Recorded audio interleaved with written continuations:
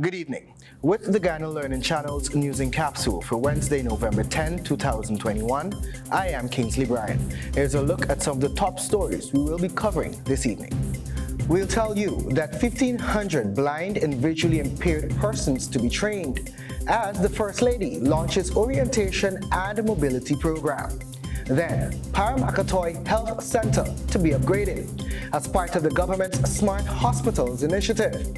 Also, Port KAITUMA to get TVET Center. Board of Industrial Training to soon be rolled out in the community. And children 5 to 11 to begin vaccination soon. Health workers being trained to administer the doses. And in news from the region, we'll tell you that a tech company, Automatic, is recruiting. They're currently seeking out software engineers in the Caribbean. And on the international scene, Rwanda is breaking through the veil as the country sees increase in electric motorcycles. And now for the news in detail.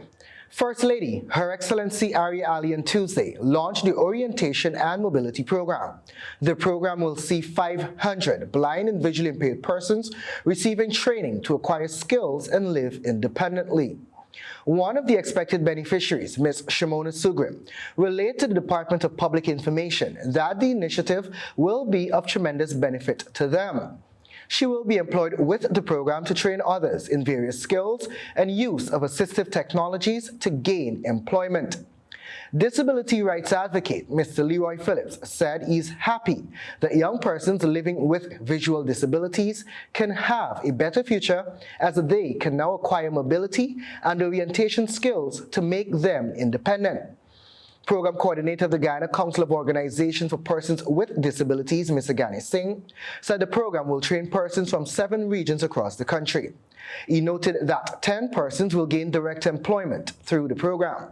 The persons will be certified as orientation and mobility officers by the Board of Industrial Training and will use the certificate and skills gained for future employment.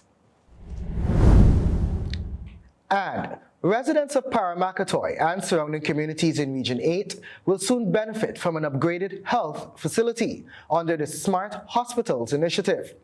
A $44.4 million contract was on Tuesday awarded to the Ghana Defense Force for the retrofitting of the medical institution.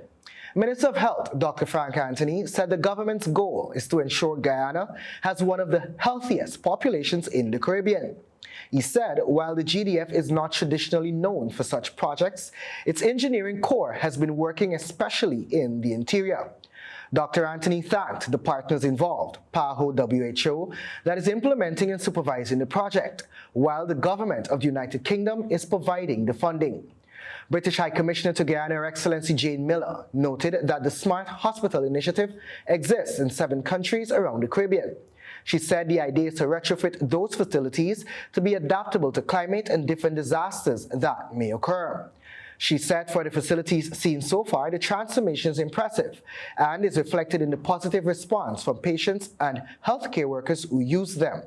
The Smart Healthcare Facilities in the Caribbean project is being funded by the United Kingdom Department for International Development at a cost of $835 million.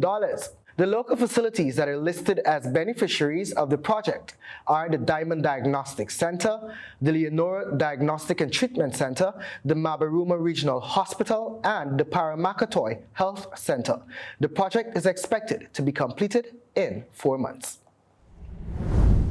Meanwhile, the Ministry of Labor will be establishing Technical and Vocational Training Center in Port KAITUMA, Region 1.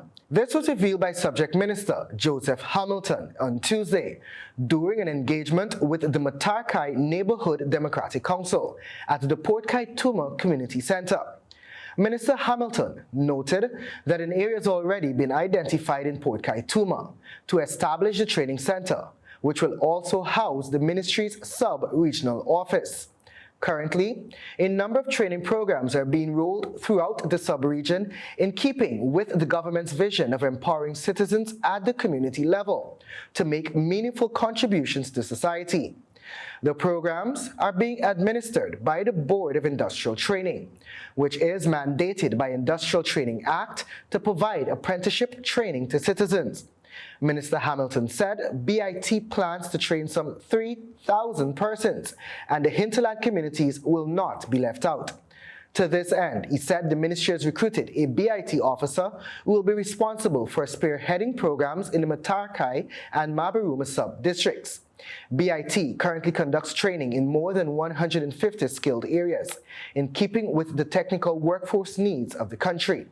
Over the past year, the agency has expanded its programs to cater to the newer industries. Also, Minister of Health Dr. Frank Anthony, during his daily COVID-19 update on Tuesday, relayed those children aged 5 to 11 years old could be inoculated with their Pfizer COVID-19 vaccines by the end of November, as health workers are already being trained to administer these jabs.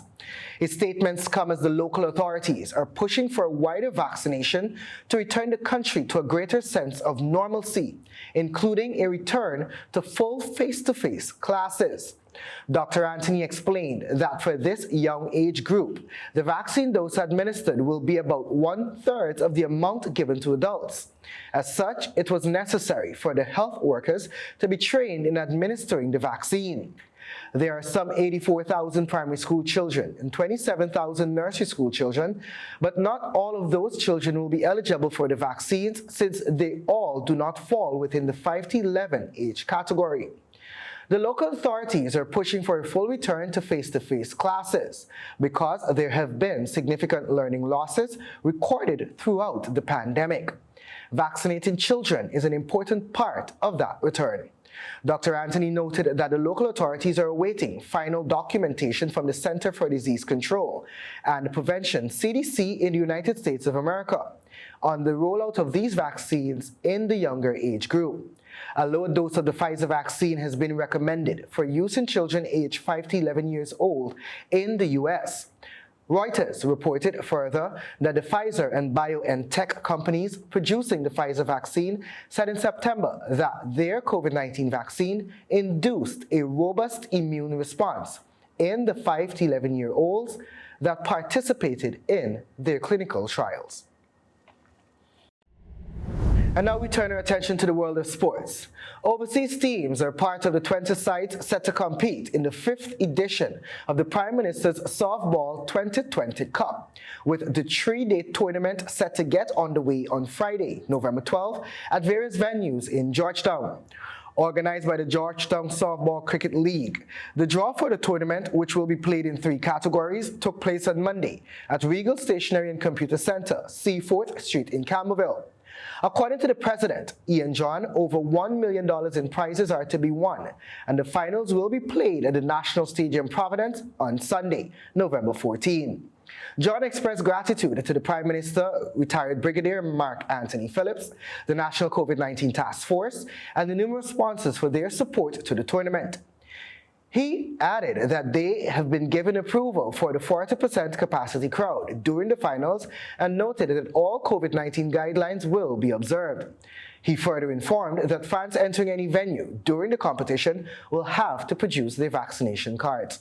The tournament is sponsored by Banks DIH, Regal Stationery and Computer Center, Elegant Julian Pawn Shop, It's Our Life ARD YouTuber, Crown Mining, Dinar Trading, Diners Embroidery, Muhammad's Enterprise, Pomal's Trading, Rajiv Gandhi University, PNP Insurance, Star Party Rentals, Trophy Star, Lucky Star Boutique, Price Chopper Store, and Associate Packers. And that story was extracted from the newsroom.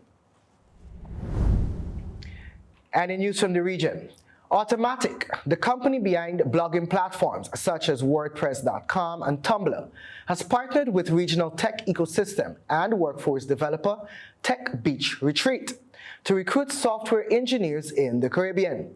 Having successfully onboarding 2 Jamaican software engineers to its team, both of whom are members of the Tech Beach community, Automatic is specifically searching for highly qualified individuals in the Caribbean. With over 1,700 employees based in 90 countries around the world, Automatic, which is built upon the foundation of a globally distributed workforce, has described itself as committed to diversity, equity, and inclusion. At Automatic Open Quote, we believe that diverse perspectives from different people, cultures, and countries make the company and the product stronger. That's why they're proud to partner with Tech Beach Retreat.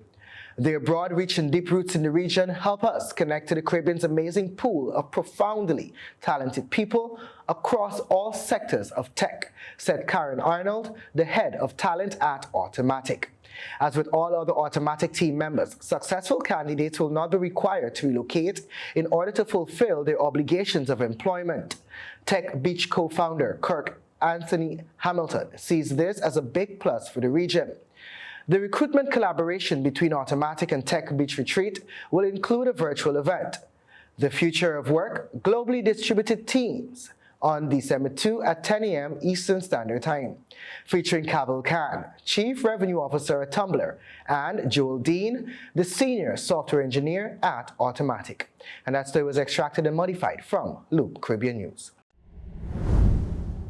And on the international scene, for 12 years, Didier Ndabha Harrier has been ferrying passengers around the streets of Kigali, one of the thousands of motorbike taxi drivers known locally as motos. Recently, he switched his usual ride for getting around Rwanda's capital for one of the first electric motorbikes on the African continent. He is one of the 60 drivers riding an electric motorbike from the Rwandan firm IMPAIRED. It is an ambitious dream. There are around 25,000 motorbike taxis operating in Kigali, some driving up to 10 hours a day, often covering hundreds of kilometers daily.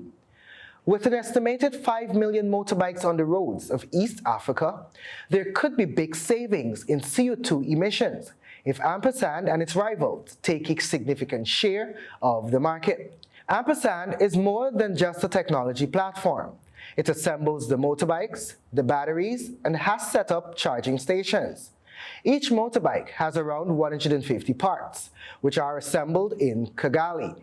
Particularly importantly, the battery packs are specifically designed and prototyped by IMPAIRED engineers in Rwanda. They are then manufactured abroad and shipped back to Rwanda for final assembly by local technicians.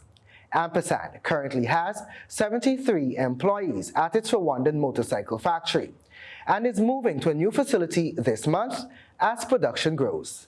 In Rwanda, Volkswagen has been conducting an e-mobility pilot project since 2019 in partnership with Siemens, which has seen its launch 20 electric Golfs and 2 charging stations in Kigali. And that story is extracted and modified from the BBC. And that's our news broadcast for Wednesday, November 10, 2021. Please join us for a rebroadcast tomorrow morning. On behalf of myself and technical teams, thanks for watching. Please ensure to observe all the necessary precautionary methods to fight off COVID-19 and get vaccinated. Together, we can defeat COVID. Good evening.